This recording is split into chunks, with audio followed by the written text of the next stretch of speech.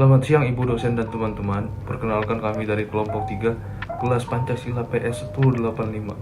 Pada kesempatan yang diberikan ini kami akan membahas topik implementasi Pancasila sebagai dasar negara. Halo, perkenalkan nama saya Rizin Rusti dengan NIM 010112101131. Nah, di sini sebelum kita membahas topik ini lebih dalam, kita harus tahu dulu apa sih itu Pancasila. Nah, Pancasila itu adalah singkatan dari Panca dan Sila. Panca yang berartikan 5 dan Sila yang berartikan dasar. Sila juga bisa diartikan sebagai aturan yang melatar belakangi perilaku seseorang atau sebuah negara, kelakuan atau perbuatan menurut adab dan biadab, dan akhlak atau moral. Nah, Pancasila itu sendiri merupakan ideologi bangsa Indonesia dan juga merupakan dasar negara. Semua hukum yang berlaku di Indonesia bersumber dari Pancasila. Halo, saya Clara Bella Fedora dengan nomor NIM 010112100091. Apa itu dasar negara? Dasar negara yaitu yang menjadi pedoman dalam mengatur, memelihara, dan mengembangkan kehidupan suatu negara. Arti Pancasila sebagai dasar negara digunakan untuk mengatur pemerintahan dan penyelenggaraan negara. Artinya, Pancasila berfungsi sebagai dasar hukum, baik tertulis maupun tidak tertulis. Dasar negara menurut berdirinya kedaulatan negara menjadi salah satu pernyataan paling mendasar bagi pedoman penyelenggaraan kehidupan bernegara. Dasar negara menurut kegiatan dalam penyelenggaraan negara merupakan pusat penyelenggaraan negara yang bertujuan untuk mewujudkan cita-cita pelaksanaan ketatanegaraan. Dasar negara menurut sumber hukum nasional merupakan norma tertinggi di suatu negara, sehingga hukum yang berlaku menjadi dasar bagi semua kegiatan negara. Dasar negara menurut hubungan antar warga negara harus dijadikan dasar bagi semua aktivitas warga negara. Selain itu, setiap bangsa memiliki pandangan yang berbeda-beda. Adanya perbedaan tersebut, maka lahirlah konsep dasar negara atau ideologi. Nama saya Bennett Maximo, nomor induk saya 010-112-10085. Lalu yang selanjutnya adalah macam-macam dasar negara. Macam-macam dasar negara itu terdiri dari 5. Yang pertama, sosialisme. Sosialisme adalah ideologi yang berpandangan adanya persamaan dan kesamaan dalam menjalani hidup.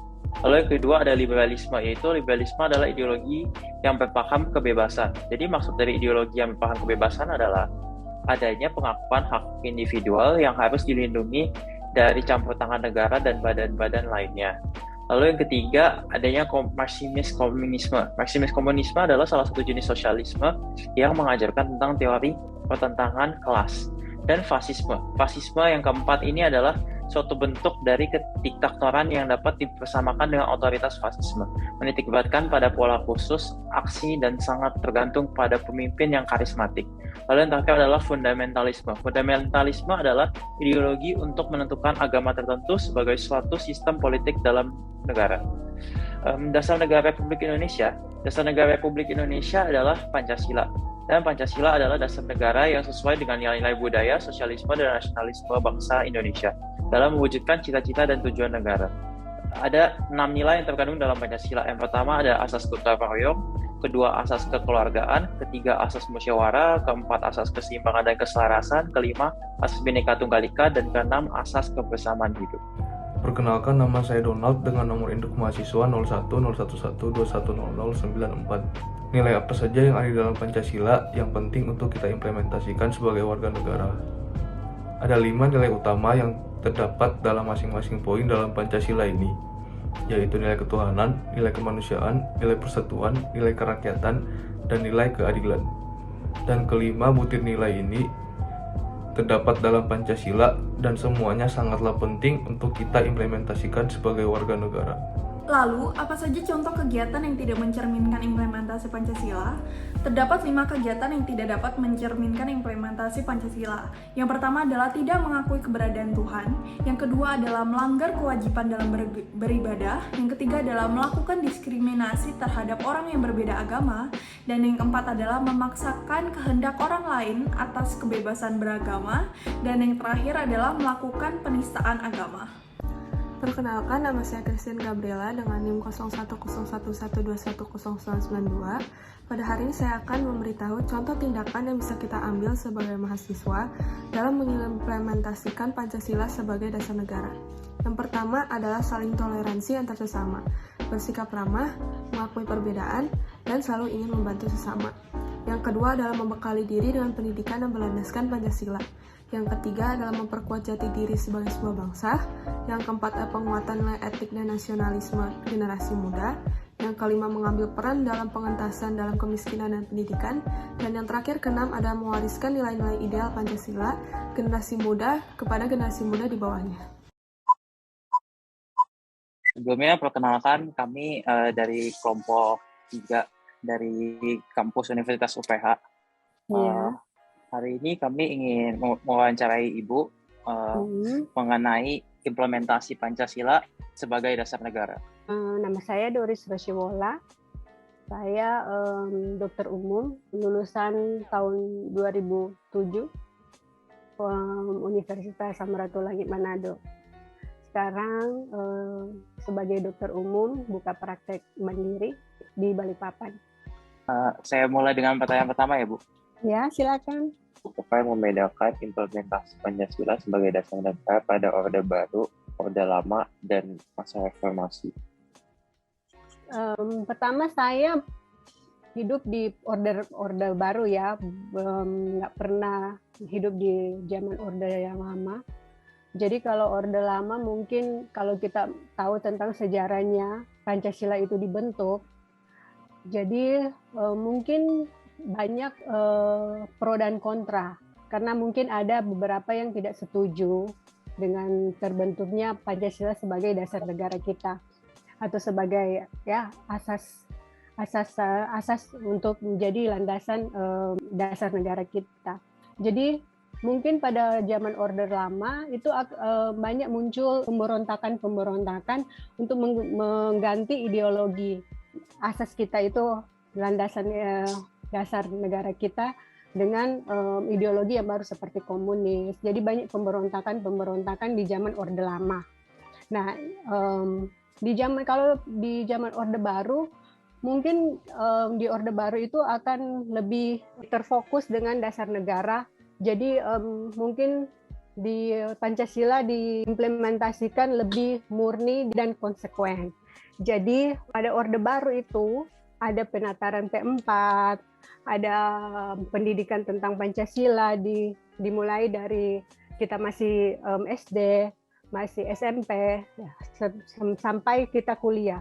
Jadi saya mengalami hal tersebut seperti pada waktu saya masuk SD, masuk SMP, SMA dan kuliah pun kita masih mengikuti penataran P4. Nah itu berarti di situ Pancasila ditekankan, kita didoktrin bahwa Pancasila ini adalah dasar negara yang harus kita lakukan di kehidupan kita sehari-hari sebagai bangsa Indonesia.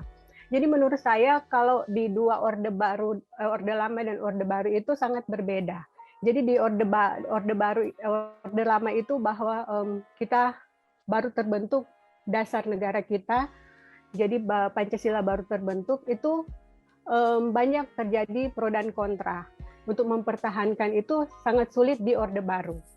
Jadi di Orde Baru itu kita didoktrin bahwa ini loh Pancasila dasar negara kita yang harus kita lakukan dalam kehidupan sehari-hari. Karena Pancasila itu kalau dilihat sebagai dasar negara itu oke banget menurut saya ya. Kenapa? Karena susah sekali untuk sebuah negara membentuk suatu dasar negara yang menurut saya seperti Pancasila itu sudah sangat perfect, sudah sangat sempurna. Kita lihat sekarang saja mungkin kalau di zaman reformasi mungkin banyak anak muda yang sedangkan Pancasila saja belum hafal sampai sekarang. Jadi kayak sila pertama sampai sila kelima saja dia nggak tahu. Kalau di zaman reformasi ya, kalau mau dibedakan dengan ini, karena mungkin kalau di zaman reformasi memang sudah lebih terbuka. Jadi teknologi sudah semakin canggih. Jadi kita bisa mengakses semua informasi dan melalui dunia internet. Jadi sehingga apapun yang budaya yang dari luar pun, kita di Indonesia pun bisa kita pakai.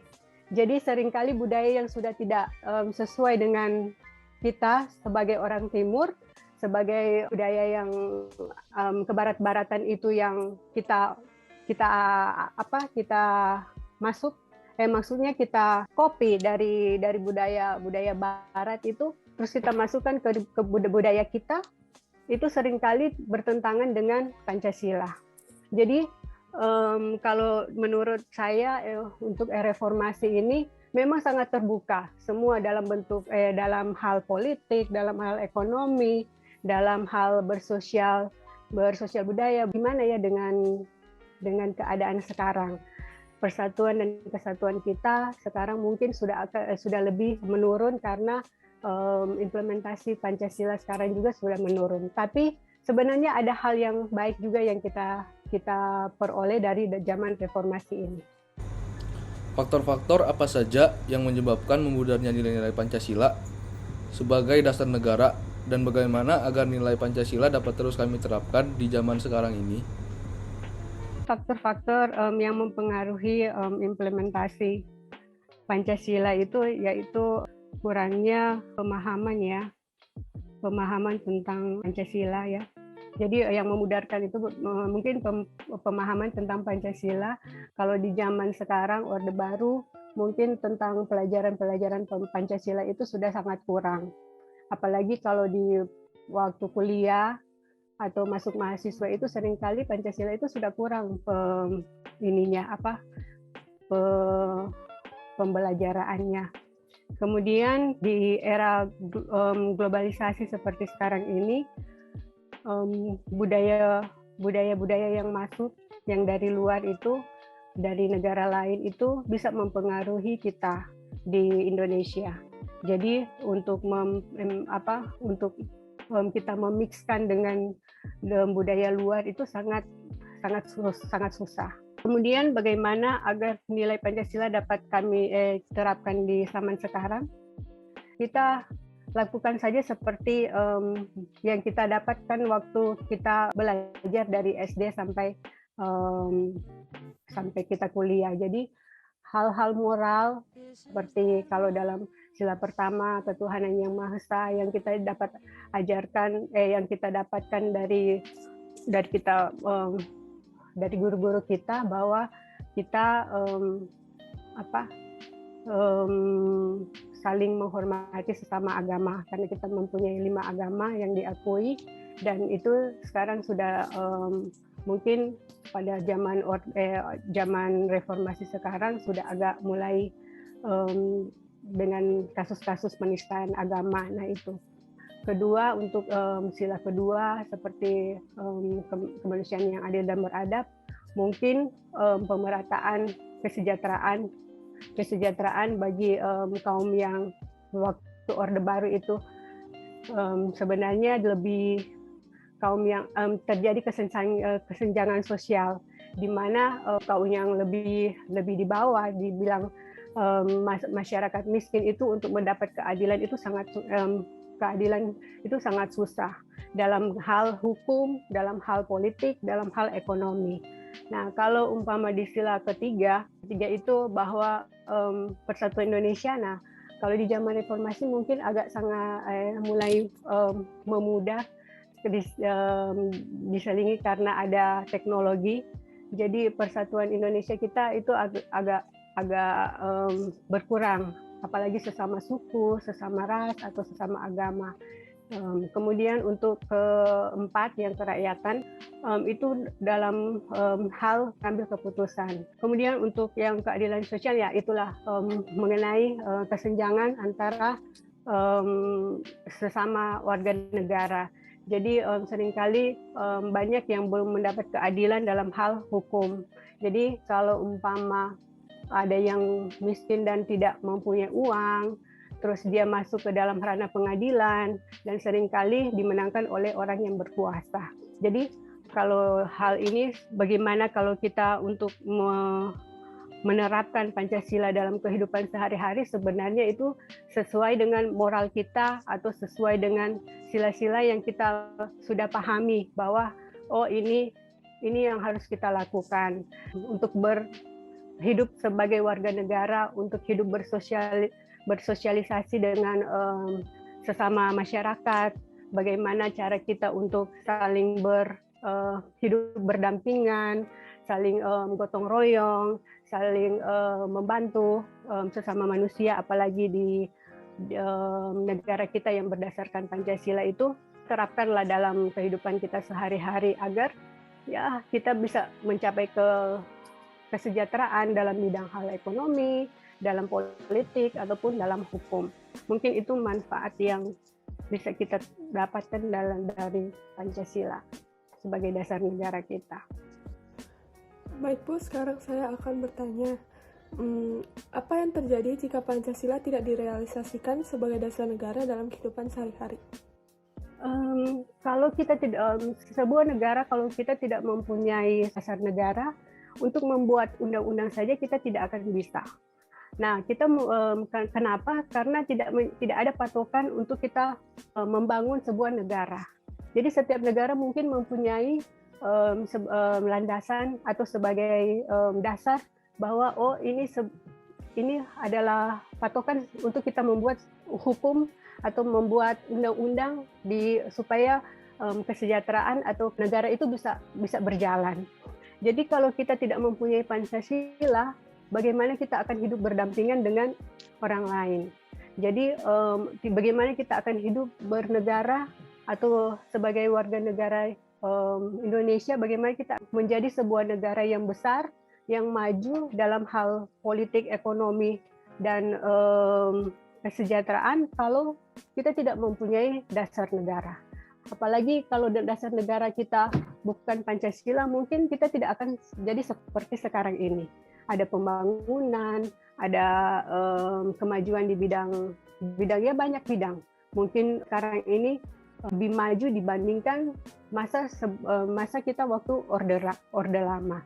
Jadi mungkin kalau sebuah negara tidak mempunyai asas negara itu tidak mungkin akan terciptakan suatu negara yang kuat, yang bisa membangun masyarakatnya, yang bisa menjadi besar, negara yang besar. Mungkin kita tidak akan seperti itu kalau kita tidak mempunyai dasar negara, dan kehidupan kita mungkin akan kacau balau karena kita tidak diatur oleh undang-undang.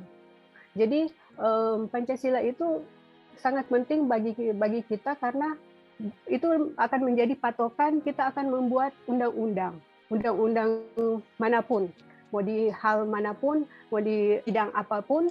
Kalau kita tidak mempunyai dasar negara untuk membuat suatu aturan, mungkin tidak akan tercapai, tidak akan menjadi maju, dan tidak akan terbentuk suatu negara. Nah, bagaimana negara kalau kita tidak mempunyai negara, tidak akan terjadi kesejahteraan bagi semua warganya. Kenapa? Karena tidak ada dasar, tidak ada patokan, tidak ada aturan yang mengatur kita untuk hidup sebagai suatu masyarakat atau sebagai suatu warga negara.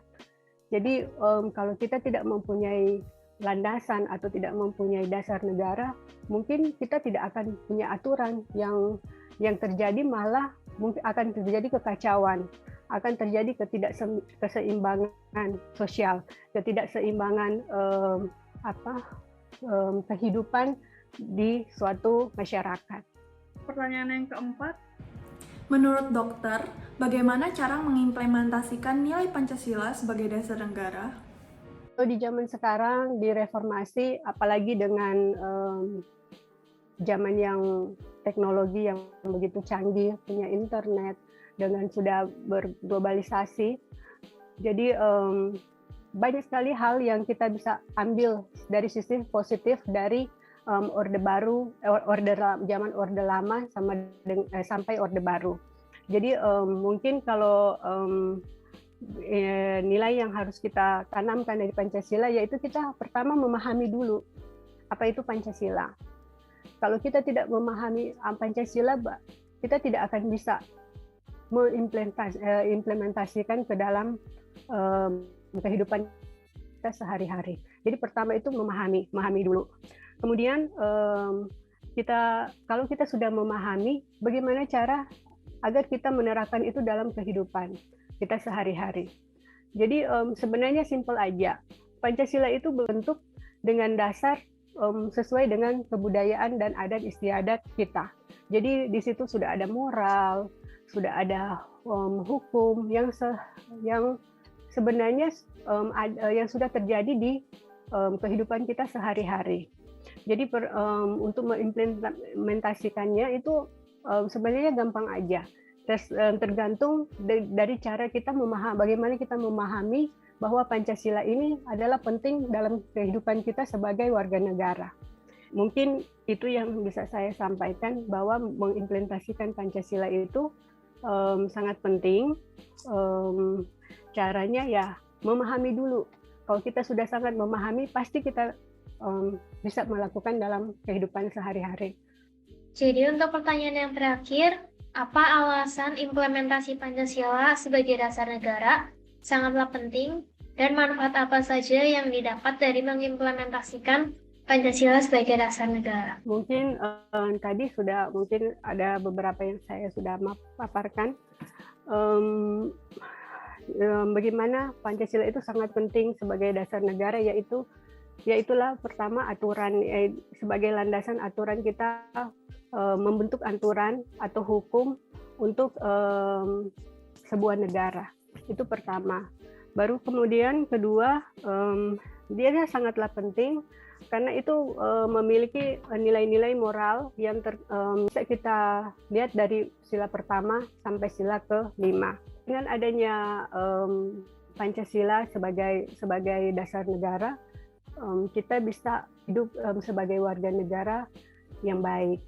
Manfaatnya banyak sekali, bahwa dengan adanya aturan, dengan adanya dasar negara ini, kita bisa hidup berdampingan dengan orang lain dalam masalah hukum, dalam masalah politik, dalam ekonomi, apalagi dalam masalah ekonomi. Pancasila sangat penting karena dengan di sini kita melihat bahwa suatu negara bisa kuat, bisa bangkit lagi setelah kita mengalami kejatuhan ekonomi akibat pandemi. Kemudian manfaat yang lain juga kita bisa lihat dari kemajuan di bidang pendidikan. Di bidang pendidikan juga mungkin dibandingkan dengan masa Orde Lama atau Orde Baru, pendidikan kita mungkin masih di bawah rata-rata. Tapi setelah dengan adanya reformasi, dengan adanya keterbukaan atau ilmu pengetahuan yang begitu canggih, sekarang dengan zaman internet, mungkin orang akan lebih melihat dunia lebih luas dengan adanya pengetahuan atau budaya-budaya yang ada di luar yang bisa masuk ke negara kita bisa saring dengan adanya dasar negara. Jadi kita bisa lihat mana budaya yang sesuai dengan dasar negara kita ambil hikmatnya, kita ambil yang positifnya. Jadi kalau manfaat sampai dari Pancasila ini sebenarnya sangat banyak dan sangat luas. Karena ya seperti saya bilang, Pancasila itu memang hanya terdiri dari 5 sila, tapi pemahamannya itu sangat luas. Apalagi ditunjang dengan undang-undang kita sebagai dasar negara juga, Undang-Undang 45. Nah itu sudah sangat komplit. Oke, sekian pertanyaan dari kami, Bu. Jawaban yang sangat baik dari Ibu Dokter. Terima kasih banyak atas waktunya karena sudah mau melakukan interview dengan kami. Terima kasih. Ya, sama-sama. Selamat malam. Tetap sehat ya semuanya ya. Ini adalah refleksi yang kami dapatkan. Saya akan mulai dulu tentang refleksi apa yang saya dapatkan mengenai dari proyek implementasi Pancasila sebagai dasar negara ini. Yang saya dapatkan yang pertama adalah implementasi nilai-nilai Pancasila dalam dasar negara itu sangatlah penting. Karena nilai-nilai Pancasila itu memiliki nilai-nilai yang sangat penting dan berguna sebagai dasar negara. Seperti nilai ketuhanan, kemanusiaan, persatuan, keadilan, dan kemusyawaraan. Lalu karena dasar negara itu membutuhkan sesuatu nilai-nilai budaya dan sosial nasional bangsa untuk mewujudkan cita-cita dan tujuan negara. sehingga nilai-nilai yang dijadikan dasar negara itu harus kuat dan konsisten untuk dijadikan pedoman. Dan nilai-nilai Pancasila yang ada ini sangat kuat dan sangat tepat untuk dijadikan dan diimplementasikan sebagai dasar negara Indonesia, menurut saya. Refleksi yang dapat saya ambil dari wawancara kami kali ini adalah bagaimana pada zaman sekarang ini, pada golongan atau kelompok masyarakat tertentu, kurangnya pemahaman akan implementasi Pancasila dan pentingnya Pancasila sebagai dasar negara masih menjadi kendala dalam mempraktekkan atau mengimplementasikan Pancasila itu sendiri ke dalam kehidupan mereka. Dan ini menjadi masalah yang cukup mengkhawatirkan dan perlu adanya perhatian lebih dalam mengatasinya. Jadi hari ini saya mendapatkan banyak hal, yaitu pentingnya Pancasila sebagai dasar negara Indonesia. Implementasi Pancasila tidak pernah mudah, tapi bukan hal yang mustahil untuk dilakukan. Jika kita memiliki tekad yang kuat dan disiplin yang besar, kita pasti dapat mewujudkan Pancasila sebagai dasar negara dalam setiap kehidupan kita. Selanjutnya adalah refleksi saya. Berdasarkan dari topik implementasi Pancasila sebagai dasar negara yang telah kami bawakan, saya mendapatkan bahwa Pancasila merupakan salah satu pedoman negara Indonesia dan Pancasila sangat dibutuhkan dalam dasar negara, karena di dalamnya terkandung nilai-nilai dan moral yang dapat kita implementasikan dalam kehidupan sehari-hari dan dapat membangun bangsa Indonesia menjadi bangsa yang lebih baik. Refleksi yang saya dapat yaitu bahwa Pancasila sangat penting karena sebagai pedoman kita. Apabila kita tidak mempunyai pedoman dasar negara, maka suatu negara akan berantakan dan tidak akan terbentuk. Pancasila juga memiliki nilai-nilai moral yang sangat bermakna dan banyak hal positif yang dapat saya tangkap pada setiap silanya.